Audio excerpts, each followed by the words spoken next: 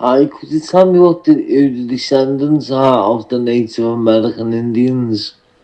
Are the Chinese descent? Thank you. I literally just answered that. Um, but yeah, the continental drift, and people always say, "How do you know this?" Right? If you look at the coast, if something splits and breaks off, and it was once one, then the two sides will have the same things on either side. So when you look at like the trees and the things that are found on one side and you look at it on the other side, you will find that they actually have the same thing.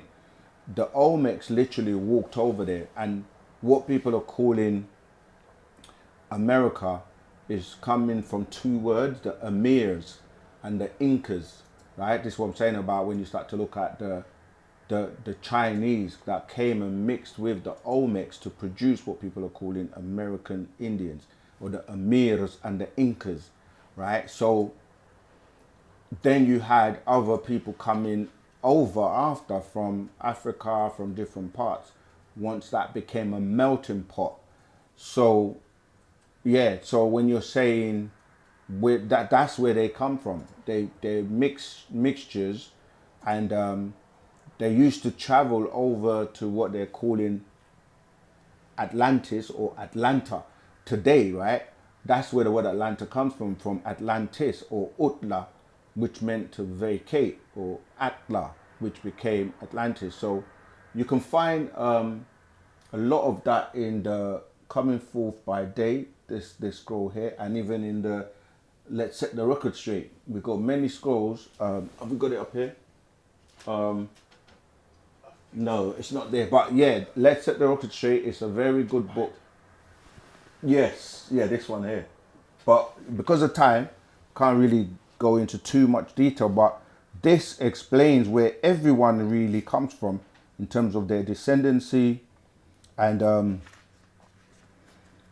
yeah, in terms of like the beings that, like, if you know about Ben York, right? Because this touches on Ben York, because there was an expedition with Ben York, who was a very good navigator. I'm trying not to, yeah, spend too much time on it, but you'll read about how these beings were able to navigate the currents and travel, yeah, the Guinea currents and the Canary currents.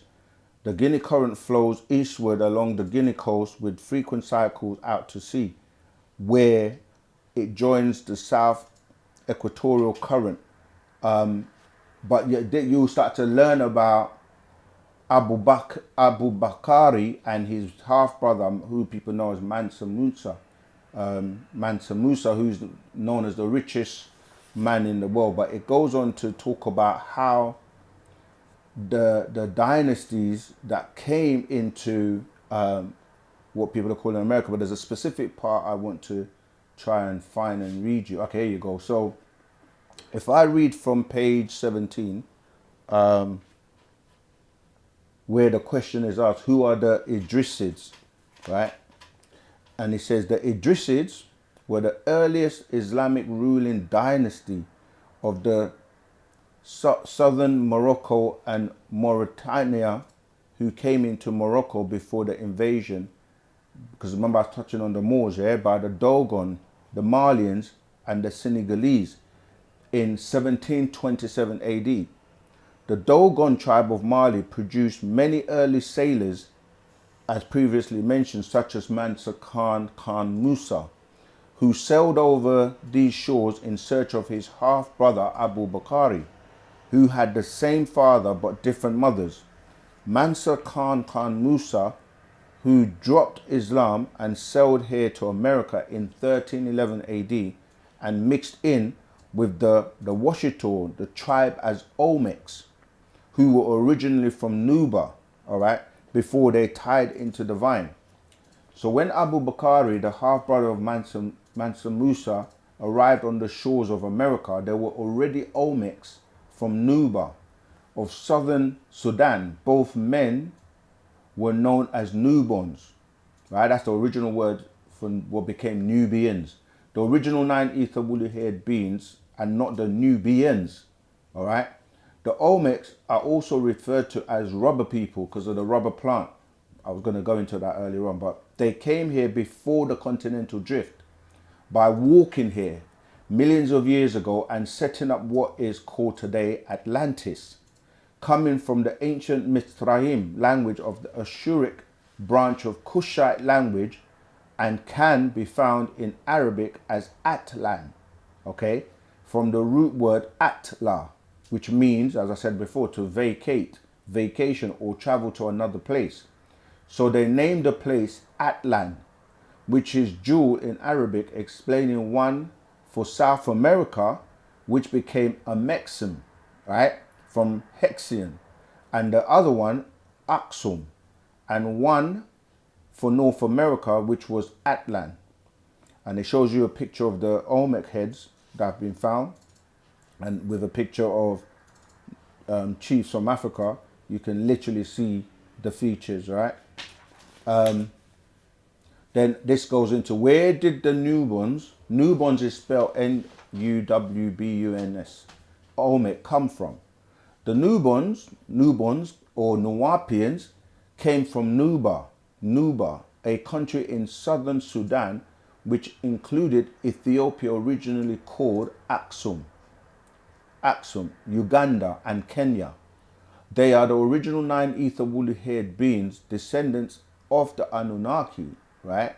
In the Nubians language, and it goes on, but you know, I'm just giving you that's where they came from, and they came over to what's called American. And then let me see if I can find and jump to the part where it talks about the Chinese coming over, and it goes on and talks about Christopher Columbus, who the Spanish that was trying to find, apparently trying to find India, and then discovered America with people already living on there. But yeah, this is a great source of information. Page 60. Page 60, thank you. Third paragraph. Yeah, man. I've got my own personal AI in the house. Okay, so page 60, he says, third paragraph. Yeah, there you go.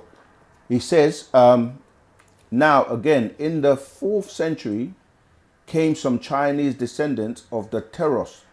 We did a whole video of how the Teros, the Conehead, how the Chinese relate to them, but check that out. The Teros, who were looking for more land, they came over here under Husheng of the Shang dynasty, who were mixed in by now to the shores of America during an exploration in 459 AD. These Teros came into California and bumped into the Olmecs. They lived and mixed amongst each other and produced what became known as Native Americans. The Olmecians gave them the lower land South America, which became known as Amexem, which came from the word Hexian, which is just another name for Husheng, Ho Shen. The name Mexico comes from the word Amexem, and the word Texas comes from the word Mexico. So the northern region of the Olmecs became Atlan. All of their children were allowed to mix in with the Olmecs. The first offspring was the Hopis, who were given a rule not to mix their seed. And this ties into Happy and Hopi, and you can hear it's just the symbolic, just one letter that changes from Happy to Hopi. Yeah, so that goes on to talk about, this is mentioned that they shouldn't mix in the Abrahamic religion, Genesis 21, verse 1, 28 and 6, 28 and 6, verse 6, where he was commanded not to mix his seed with the Canaanites, because the Olmecs knew that the Hopi's genes were regressive. So the Hopi was chosen to create a mystic order that protected the original Dogon customs. This is why the Hopi to this day have the same exact rituals and ceremonies as of the Dogon. Yeah, the Nubians gave them secrets of the stars, which are held by the Dogons today, about the Sirius star constellation and the alignment that happens every 60 years, which is the Sigu.